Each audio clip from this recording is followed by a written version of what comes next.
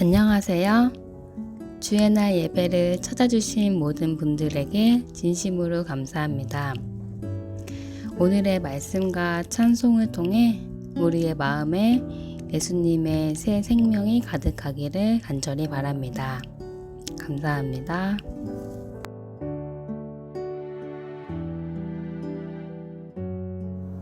다 함께 기도하겠습니다.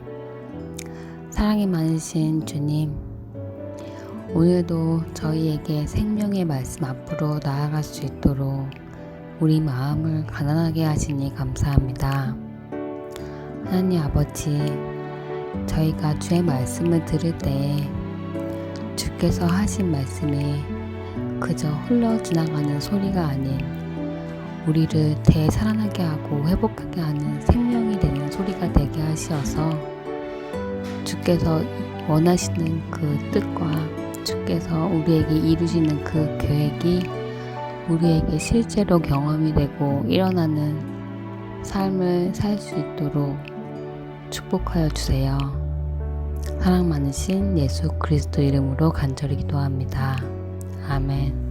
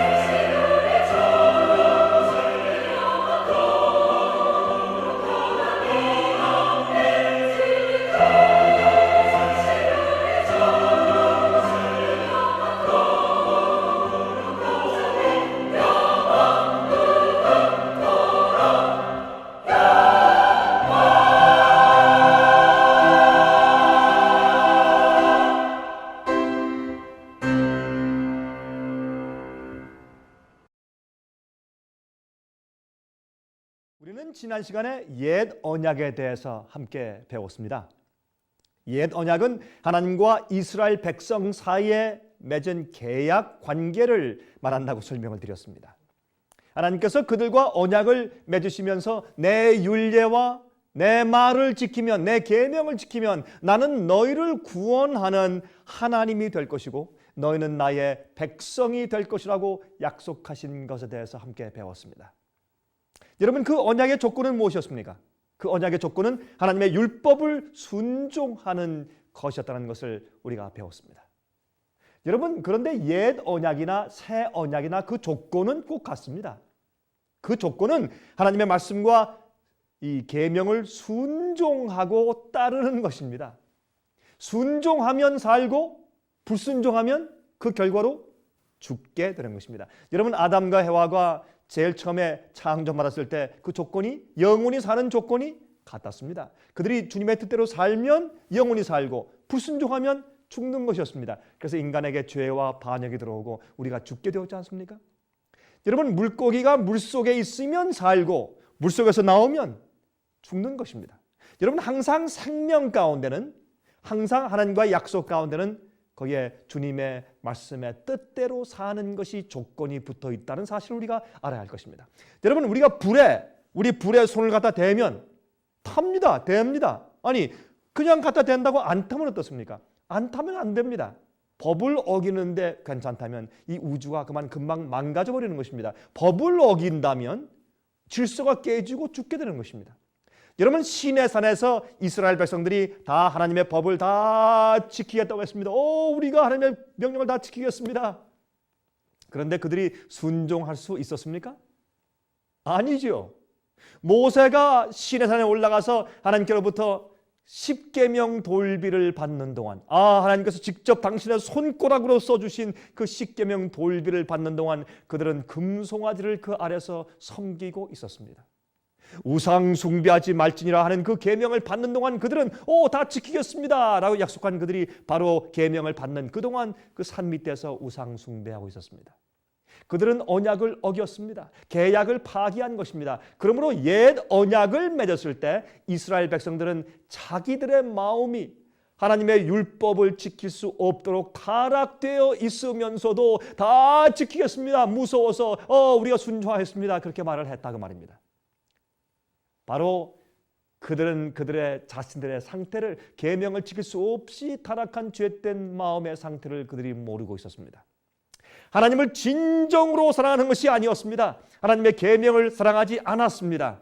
하나님을 기쁘시게 해드리고 싶은 마음이 진정으로 있지 않았습니다. 그저 두려워서, 무서워서, 아니면 주님의 약속을 얻고 싶어서 그런 이기적인 목적으로, 아니면 두려움의 목적에서 지키겠다고 약속한 것입니다. 이스라엘 백성들은요, 자기들의 참 모습을 알지 못하는 상태에 있었습니다. 그런데 여러분 아십니까? 지금도 그러한 상태에서 신앙 생활을 하는 그리스도인들은 사실상 새 언약의 시대에 살고 있지만, 우리는 지금 새 언약 시대에 살고 있죠. 그런 사람들은 새 언약 시대에 살고는 있지만은 옛 언약 안에 살고 있는 것과 마찬가지입니다. 다시 말해서 새 언약 시대에는 살지만은 그러나 옛 언약의 정신 속에 살고 있는 것이라 그 말입니다. 여러분, 성경은요, 옛 언약 시대나 예수님 십자가 이후의 새 언약 시대나 하나님과 당신의 백성들 사이의 언약 조건은 같다고 말합니다. 그 조건은 무엇입니까? 순종입니다. 여러분, 새 언약이나 옛 언약이나 그 언약 관계에 들어간 사람들의 조건이 있습니다. 하나님께서 그 언약을 우리에게 이루어 주시는지 주실 수 없는지에 대한 조건이 무엇입니까? 주의 말씀에 대한 순종입니다. 주님의 계명 뜻대로 사는 순종의 생애입니다. 여러분, 새 언약에서의 관건은 어떻게 하나님의 말씀을, 주의 율법과 계명을 순종할 수 있게 되는 것인가 하는 것이 관건이에요. 새 언약과 옛 언약의 조건은 똑같습니다. 너희가 내 율례와 계명을 지키면 나는 너희 하나님 되고 너희는 내 백성 될 것이라. 그 조건은 똑같습니다. 그런데 어떻게 하면 그 주님의 법을 지킬 수 있게 되는가 하는 그것이 관건이란 말이에요. 그것은 하나님과 하나님의 율법을 진심으로 사랑하게 되는 것이 관건이라고 말입니다. 오늘은 이 새 언약에 대해서 공부할 차례죠. 여러분, 옛 언약이나 새 언약에서 그 언약을 맺는 대상이나 조건은 항상 같습니다. 여러분, 새 언약과 옛 언약에서 언약을 맺는 서로 두 상대나 아니면 그 조건은 변하지 않습니다. 같은 것입니다. 그러나 어떻게 언약을 맺는지 그 방법이 달라지는 것입니다. 우리 한번 살펴보시겠습니까? 새 언약은 누가 누구와 맺은 것입니까? 하나님과 이스라엘 백성들 사이에 맺은 것이죠. 자, 예레미야 31장 31절부터 33절까지 보십시다. 나 여호와가 말하노라. 보라, 날이 이르리니 내가 이스라엘 집과 유다 집에 새 언약을 세우리라. 여긴 또 새 언약을 세운다고 말씀했습니다. 옛 언약도 이스라엘 집과 세우셨죠. 나 여호와가 말하노라. 이 언약은 내가 그들의 열조의 손을 잡고 애굽 땅에서 인도하여 내던 날에 세운 것과 같이 아니할 것은 내가 그들의 남편이 되었어도 그들이 내 언약을 파하였음이니라. 나 여호와가 말하노라. 그러나 그날 후에 내가 이스라엘 집에 세울 언약은 이러하니 곧 내가 나의 법을 그들의 속에 두며 그 마음에 기록하여 나는 그들의 하나님이 되고 그들은 내 백성이 될 것이라 그랬습니다. 여러분 여기 보면 새 언약의 그 형편이 나오죠. 새 언약의 태도가 나오죠. 주님께서 당신의 율법을 어디에요? 그들의 마음에 기록해 주세요. 그들이 정말 사랑함으로 주님을 섬기고 경배하게 된다고 말입니다. 그런데 왜 새 언약을 구약에서 찾느냐고요? 여러분, 구약에서 이미 새 언약이 언급되어 있어요. 우린 신약만 얘기하지만 구약에 이미 옛 언약도 있고 새 언약에 대한 그 태도에 대한 말씀도 이미 언급되어 있단 말이에요. 새 언약도 구약에. 자, 우리가 신약에서도 우리가 한번 살펴볼까요? 자, 우리 신약에서도 우리가 새 언약을 좀 살펴보도록 하십니다. 히브리서 8장 7절부터 10절까지 제가 읽겠습니다. 히브리서 8장 7절부터 10절입니다. 저 첫 언약이 무흠하였다면 둘째 것을 요구할 일이 없었으려니와 저희를 허물하여 일렀으되 주께서 가라사대 볼지어다 날이 이르리니 내가 이스라엘 집과 유다 집으로 새 언약을 세우리라. 또 주께서 말씀하시되 내가 저희 열조들의 손을 잡고 애굽 땅에서 인도하여 내던 날에 저희와 세운 언약과 같이 아니하도다. 저희는 내 언약 안에 머물러 있지 아니하므로 내가 저희를 돌아보지 아니하였노라. 또 주께서 가라사대 그날 후에 내가 이스라엘 집으로 세울 언약이 이것이니 내 법을 저희 생각에 두고 저희 마음에 이것을 기록하리라. 나는 저희에게 하나님이 되고 저희는 내게 백성이 되리라 그랬습니다. 이것이 신약 성경의 사도 바울이 기록한 새 언약에 대한 내용입니다. 여러분, 이 사도 바울이 예레미야 31장에는 말씀을 그대로 인용해서 말씀하셨죠. 그리스도인들에게 우리에게 적용해서 말씀하신 것입니다. 여러분, 언약의 조건은 꼭 같습니다. 언약의 대상도 같습니다. 그러나 하나님의 계명을 순종하며 사는 사람들의 태도가 달라진 것이에요. 그러므로 여러분들은 지금 어떤 태도를 가지고 사십니까? 여러분들은 옛 언약 가운데 사십니까? 아니면 새 언약 가운데 사십니까? 새 언약은 십자가의 은혜를 통한 중생의 은혜입니다. 십자가의 은혜를 통한 중생의 경험이요 거듭나는 것을 전제로 시작하는 것입니다. 그럴 때 우리가 새 언약의 관계에 들어가는 것입니다. 여러분, 성경 디도서 3장 5절 볼까요? 디도서 3장 5절에 말씀했습니다. 우리를 구원하시되 우리의 행한 바 의로운 행위로 말미암지 아니하고 오직 그의 긍휼하심을 쫓아 중생의 씻음과 성령의 새롭게 하심으로 하셨나니, 그렇게 말씀을 하셨습니다. 주님의 긍휼하심을 쫓아 중생의 씻음과 거듭남으로 씻음과 주의 피로 우리 양심을 씻음과 모든 죄를 씻음과 성령의 새롭게 하심으로 성령의 중생함으로 새로운 사람으로 다시 태어남으로 이 일을 하셨다고 말씀했습니다. 이것이 구원이 올시다. 어떤 사람들은 이렇게 말을 하죠. 우리는 새 언약하에 있는데 왜 자꾸 계명을 지키라고 하십니까? 왜 자꾸 과거로 돌아가라고 하십니까? 우린 십자가 밑에 살고 있는데 왜 우리를 유대인의 언약에 잡아두려고 하십니까? 그렇게 묻는 사람들이 있어요. 여러분들이시요. 그렇다면 묻겠습니다. 새 언약 아래 있다고 해서 우리가 우상 숭배해도 좋단 말입니까? 물론 아니죠. 살인하거나 도적질해도 무방하단 말입니까? 아니지 않습니까? 새 언약 아래 있다고 해서 원래 그 언약을 맺은 목적과 조건이 달라지는 것이 아니지 않습니까? 한 가지 우리 예를 들어봅시다. 여러분들이 집을 팔기 위해서 for sale 사인 간판을 걸었다고 생각해 보십시다.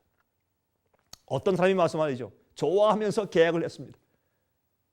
내 집 사겠습니다. 계약하겠습니다. 그 계약을 했는데 며칠 후에 그 사람이 전화 와서 한 말함이 죄송합니다. 제가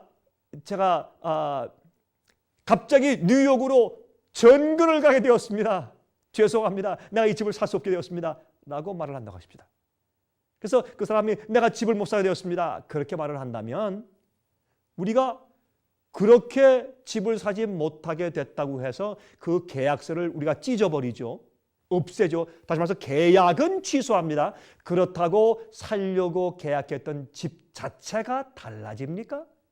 지붕이 달라지고 문이 달라지고 창문이 없어지는 것입니까? 아니죠. 집 자체는 계약을 맺고 사고 팔려는 집 자체는 그대로 있죠. 그렇죠? 마찬가지입니다. 언약을 깼다고 해서 언약을 폐했다고 해서 언약의 목적과 조건 자체가 달라지는 것이 아닌 것입니다. 그 언약을 이루기 위해서 인간을 용서하시고 새로운 기회와 능력을 주시는 것이지요. 하나님께서 인간을 구원하시고 복 주시고 영생케 하시기 위해서 인간 편에서 언약을 지키는 순종이 있어야 하는 것입니다. 구원은 하나님의 역사와 능력과 십자가의 보혈의 은혜와 우리의 굴복과 우리의 선택이 협력하여서 이루어지는 것입니다. 여러분들이시요, 매일매일 여러분들은 주 옆에 헌신하고 굴복하고 주님과 협력하셔야 합니다. 성령의 능력과 인도하심에 매일매일 협력하는 생활을 사셔야 하는 것입니다. 그래야지 우리의 영생이 이루어집니다. 여러분들은 어떤 관계에 있습니까? 여러분들은 지금 옛 언약의 관계 속에 계십니까? 아니면 새 언약의 관계 가운데 계십니까? 여러분 정말 복음을 믿고 복음대로 사십니까? 주님의 계명을 순종하며 사시며 주님의 계명을 사랑하십니까? 주님의 뜻대로 사는 것이 즐겁습니까? 주께서 말씀하신 명령대로 사는 것이 즐겁습니까? 주님의 뜻대로 정말 살고 싶으십니까? 오늘도 여러분들은 여러분 마음을 주 앞에 온전히 굴복하셨나요? 이번 주일도 주님의 성령의 은혜가 여러분을 매일 새 언약의 그런 관계와 경험 속으로 인도하시길 바랍니다.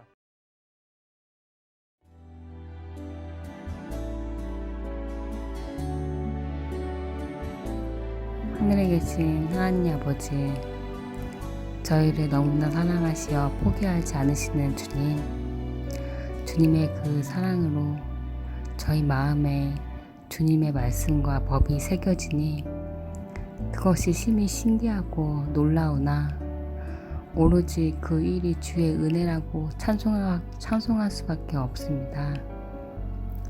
주님, 주께 받은 이 은혜를, 이 값비싼 은혜를 매일 증거하며 살 수 있도록 저희 마음에 지속하여 기록하여 주시고, 주께서 기록하신 이 법과 정신을 소중히 여기며 매일 잊지 않고 주의 오시는 그날까지 간직하고 지키며 증거하는 삶을 살 수 있도록 인도하여 주시기를 사랑 많으신 예수 그리스도 이름으로 간절히 기도합니다. 아멘.